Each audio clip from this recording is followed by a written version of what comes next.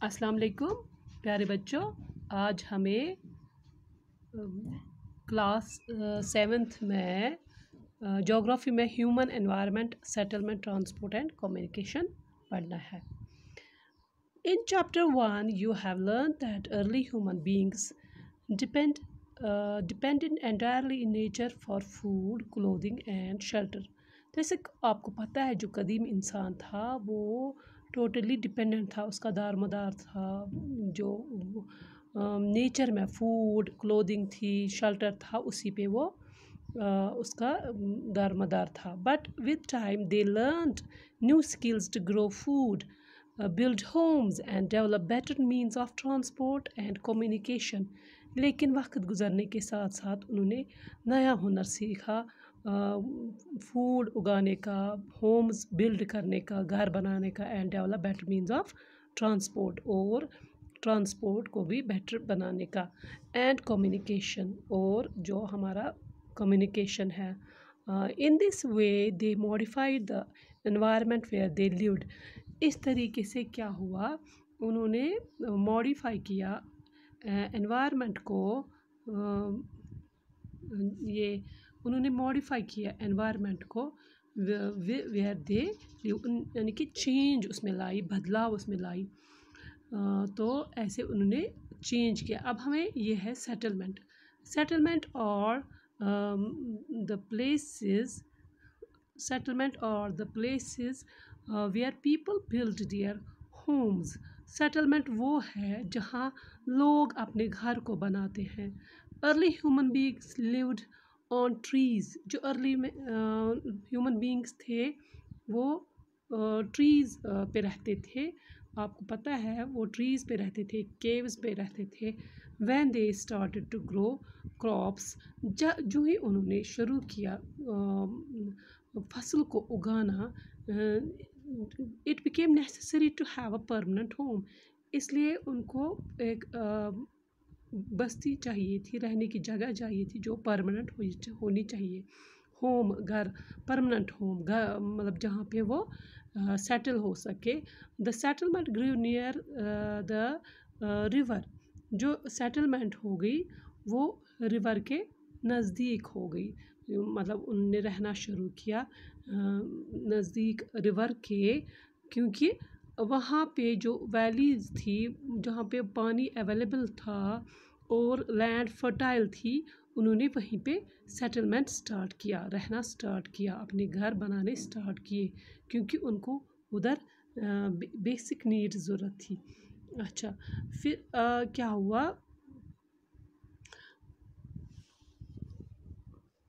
with the development of trade, commerce and manufacturing, human settlements become larger। जो settlement हो गई rivers के नज़दीक, as water was available and land was fertile. चूँकि ज़मीन थी उधर, पानी मुहैया था और ज़मीन भी अवेलेबल थी, तो क्या हुआ फिर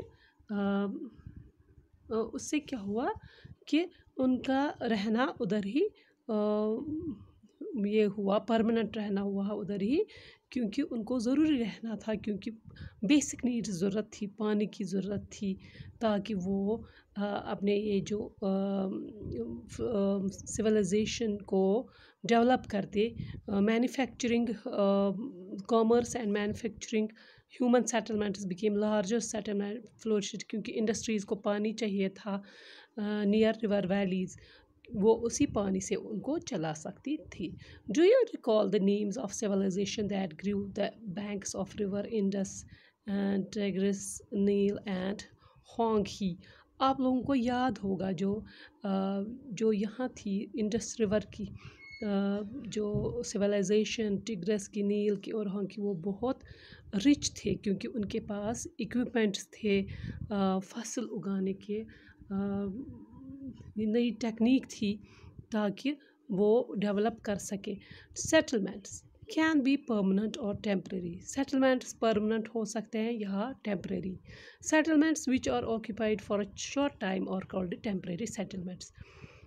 वो सेटलमेंट्स जो ऑक्यूपाई करती है for a short time are called temporary settlements. आपने देखा होगा यहाँ कश्मीर में भी कभी गुजर और बकरवाल्स रास्ते में पड़ाव करते हैं, उनके साथ वो the people living in deep forests, hot and cold deserts and mountains often dwell in such temporary settlements. अक्सर लोग यहाँ जो डीप फॉरेस्ट्स होते हैं या हॉट एंड कोल्ड डेजर्ट्स, जैसे हमने पढ़ा कि हॉट डेजर्ट सहारा डेजर्ट होते हैं जहाँ रेगिस्तान होता है, और कोल्ड डेजर्ट जैसे for example Ladakh cold deserts and mountains. लोग परमानेंट नहीं रह सकते, परमानेंटली नहीं रह सकते उधर, क्योंकि मौसम ख़राब हो जाता है। इन सच टेम्परेरी सेटलमेंट्स, वो टेम्परेरी रहते हैं उधर, क्योंकि वहाँ उनको पूरे साल के लिए मवेशियों के लिए ये नहीं होता है, मुहैया कंडीशन नहीं होती है उधर। जो वेदर होता है वो पूरा नहीं होता है, उसमें उनको जो उनके जो जानवर होते हैं, ये मवेशी होते हैं, उनको घास होनी चाहिए, तो वो इसलिए वहाँ टेम्परेरी रहते हैं। They practice hunting, gathering, shifting, cultivation, and transhumance. They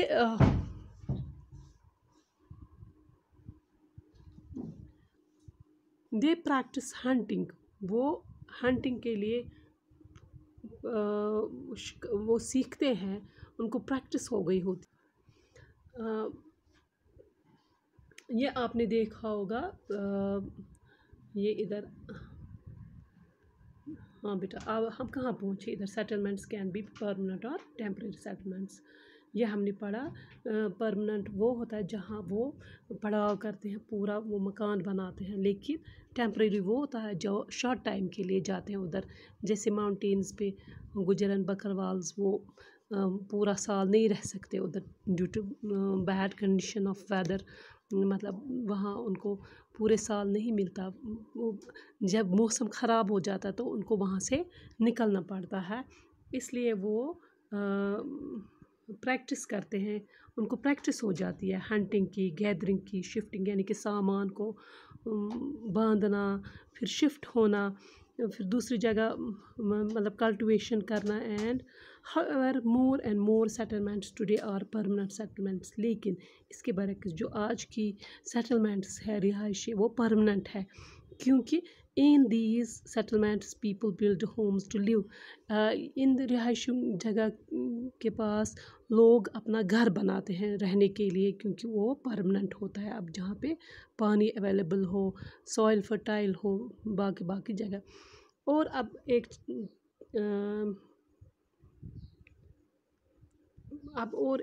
बात है इधर,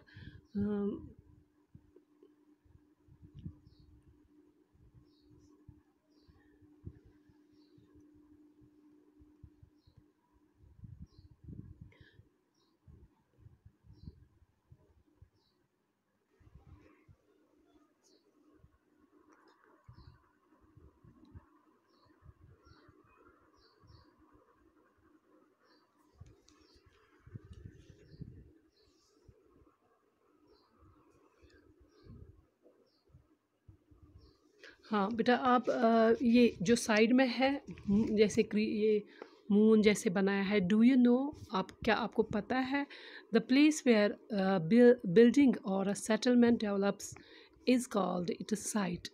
वो जगह जहाँ मकान बनाए जाते हैं रिहायशी के लिए, रिहायशी सेटलमेंट होती है, develops is called it site, इसको साइट बोलते हैं।